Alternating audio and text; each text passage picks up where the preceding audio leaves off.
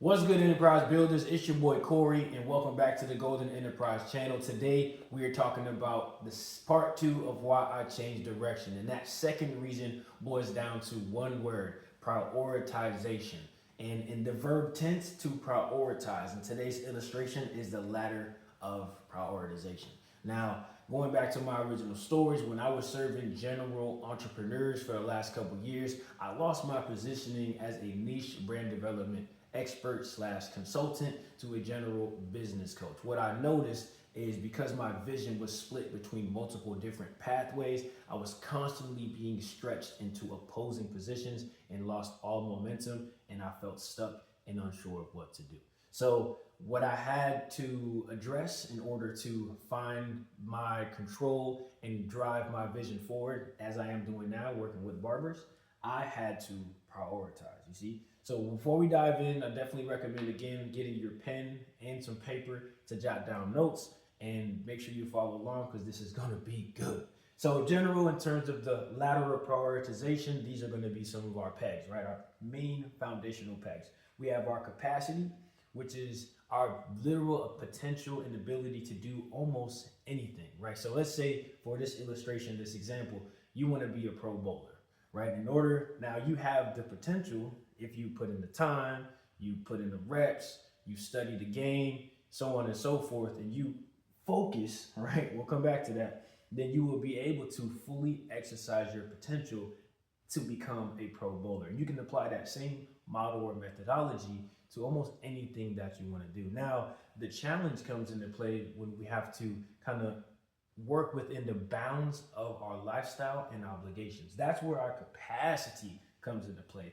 On one end of the spectrum, we can see our past capacity as constraints and can be frustrated by them, such as if you didn't have to, for example, work a job 40, 60 hours a week, then majority of that time can be focused on exercising and bringing that potential to fruition as a pro bowler, right? You'd spend more time at the bowling alley, you get the right gear, you do all the things, maybe hire a coach and so on and so forth, so you can fully exercise your potential to become a pro bowler. Now, most of us, that's not the case. So that time constraint, time limits, time capacity is what we have to focus on within that bounds. Capital, the money that comes in, if again, same exact, similar illustration, if we didn't have so many bills and potential debts that we accumulate just through life as regular individuals who are working 9 to 5s in most cases, then that money, right, would be freed up and we can invest more into our potential. And that could be career development, that could be academic, it could be whatever you want to be. A mountaineer and climb mountains, that's you going on vacation to find mountains, become a pro mountain climber, a wall exerciser, whatever you want to do. Again, this is infinite, the amount of possibilities we can fulfill in our lifetime, but we have to work within the bounds of our capacity, being our obligations and responsibilities, not only to ourselves, but to others, and to survive in the world that is immediately around us, okay? Now, because we have to work within the bounds, the key here, top to bottom, is focus, right? So once we recognize this, then we're like my mom says, the challenge with having multiple talents is not being sure on which one to execute, so you can develop your value in the marketplace. As an employee, when you get the job, as an entrepreneur, when you're marketing to strangers, so that way you can accumulate the bag and so on and so forth, and influence, right? So when you understand this, then you have to work with this, and this is going to be the answer. The key is the focus, right? So now let's fill in some extra pegs. Whether you put one arm up, the other arm up, leg, and eventually you ascend, right? One sequence at a time, right? Right, left, leg. That's what we're considered as a sequence of ascension, right? So ladder of priority, sequence of ascension. That's the upward mobility. Anyway, so when we're trying to fill the gaps, right, between exercising what we're capable of, our potential, and working within the constraints of our lifestyle, which isn't necessarily a bad thing. The more we focus, the greater momentum we could gain.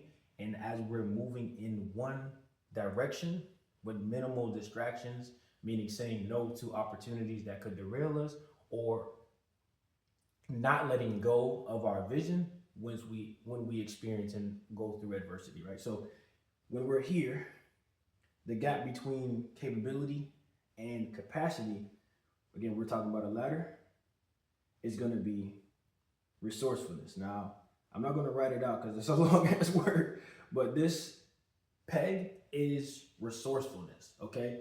So for example, you don't have to get, if you have financial obligations that limit the amount of money you can invest in what you have to do, you can find, offhand or maybe refurbished equipment, tools, bowling balls in this case, etc. So that way you could still exercise your capability, because you're about getting reps, right? The first phase is getting reps, building that experience, building that exposure. Maybe you could find a local tournament that you could participate in, a league or a club that you could join if you can't necessarily afford to get an expert coach, for example. So resourcefulness here is going to be the peg between capacity and capability. Now, between capacity and focus, right? The peg here, this peg, I don't know, it's between one or two things. It could be clarity or vision, right? So I'm gonna do both. So if we're saying in one example, if we're saying that the bridge between the peg between capacity and focus is vision, that's gonna go along with that manifestation, starting with the end in mind. See it in your mind's eye first, so that way you can then know what you're building towards. On the other side of that example, we can say that is clarity, because the more specific you can be, going back to the bullseye, the more specific you are, at least in the direction or the things you desire to achieve to get to that route, right? Sort of like your steps in between, then again, that's only going to help you focus on that one direction and work within your capacity, right? Along with harmonizing with your capacity, finding the resources to exercise the capability, and eventually, experience the life that you want. So this is the sequence of ascension, okay? Now, quick pause, I gotta change markers. As you can see, mine is dying out, so give me a second, I'll be right back. Should have brought it in, hold up.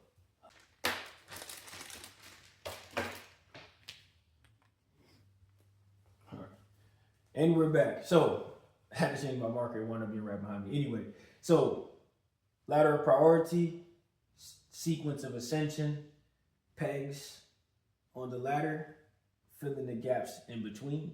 We have resourcefulness here, vision or clarity, one and the same here, to connect focus to capacity, work within our capacity to exercise our capabilities, and then ultimately ascend to experience the lifestyle that we desire.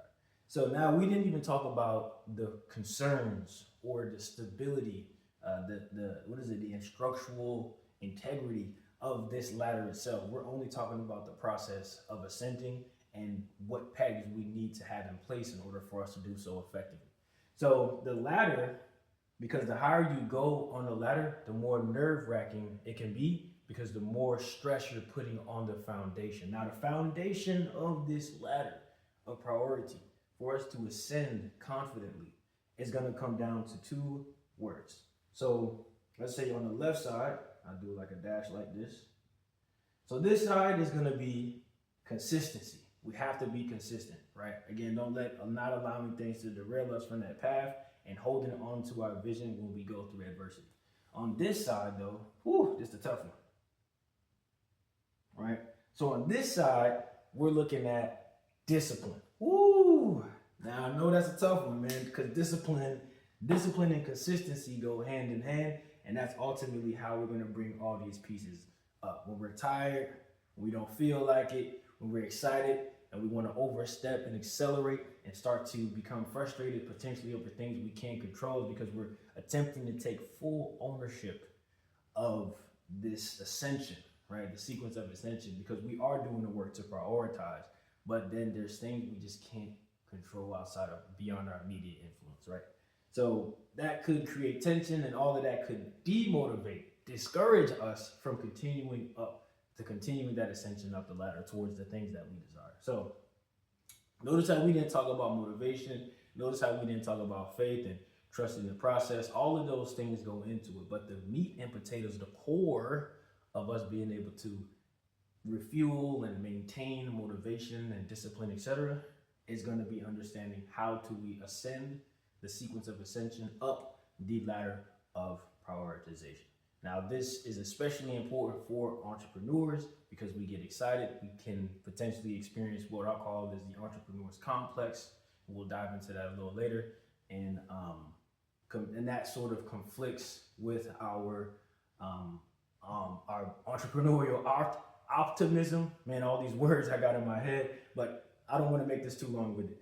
Long story short, this is the ladder of prioritization. If you gain value from it, make sure you put it, let me know in the comment section, and make sure you like and subscribe to this channel as we'll be doing more illustrations like this moving forward.